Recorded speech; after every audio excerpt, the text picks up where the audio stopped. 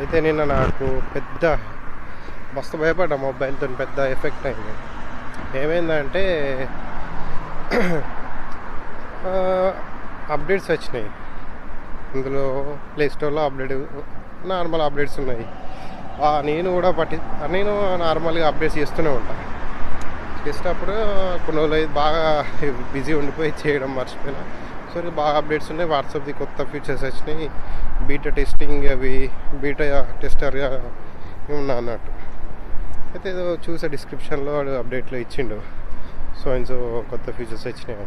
సరే వచ్చినాయి కదా అని అప్డేట్ పెట్టినప్పుడు విఎన్ వీడియో ఉంటుంది కదా యాప్, అది నేను బయట నుంచి డౌన్లోడ్ చేసినది మోడ్ యాప్కి. అది మాడిఫైడ్ అప్లికేషన్ కదా, అది అప్డేట్ ఏదో డిసేబుల్ చేసి పెట్టి, మేబీ అది ఏమైందో తెలియదు కానీ అప్డేట్ చేసేటప్పుడు అప్డేట్ అని చేసిన అది ఆటోమేటిక్గా డిసేబుల్ పెట్టినట్టు. అప్డేట్ అయితే ఆటోమేటిక్గా మళ్ళీ ఇది నార్మల్ అప్లికేషన్ అయిపోతుంది. సో అందుకే డిసేబుల్ పెట్టినా కూడా అప్డేట్ చేసిన, అది ఒక్కటే అప్డేట్ చేయలేదు. బట్ ఏమైందో తెలియదు, సడన్గా మొబైల్ రీస్టార్ట్ అయిపోయింది. రీస్టార్ట్ అవుతుంది, రీస్టార్ట్ అవుతుంది. ఆ సెకండ్ కూడా గ్యాప్ ఇస్తలేదు. ఆఫ్ అవుతుంది, ఆన్ అవుతుంది, ఆఫ్ అవుతుంది, ఆన్ అవుతుంది. అట్లీస్ట్ మొబైల్ టర్న్ ఆఫ్ చేద్దాం అన్నా కూడా ఛాన్స్ లేకుండా ఉంది. నాకు ఫ్యూజులు ఎగిరిపోయినాయి. మొబైల్ ఒకటే ఉంది నాకు, ప్లస్ ఈ బ్యాంక్ అన్నీ ఇండియా అన్నీ ఇంట్లోనే ఉన్నాయి.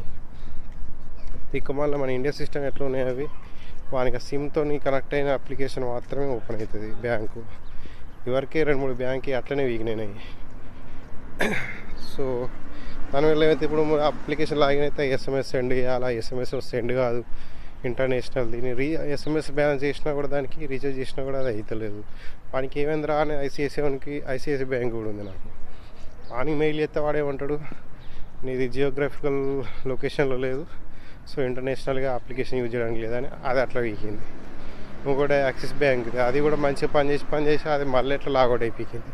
దాన్ని లాగిన్ చేద్దామంటే అది లాగిన్ అవుతుంది, అది వీకింది. చాలా ఉంది ఈ చెత్త అవుతుందని ఇట్లనే కాపాడుకుంటున్నా.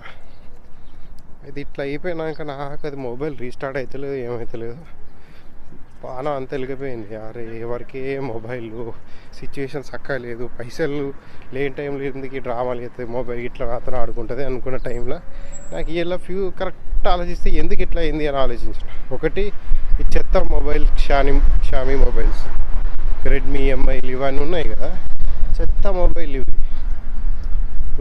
ఇది అంతే. మా డాడీది ఎంఐ మొబైల్, అది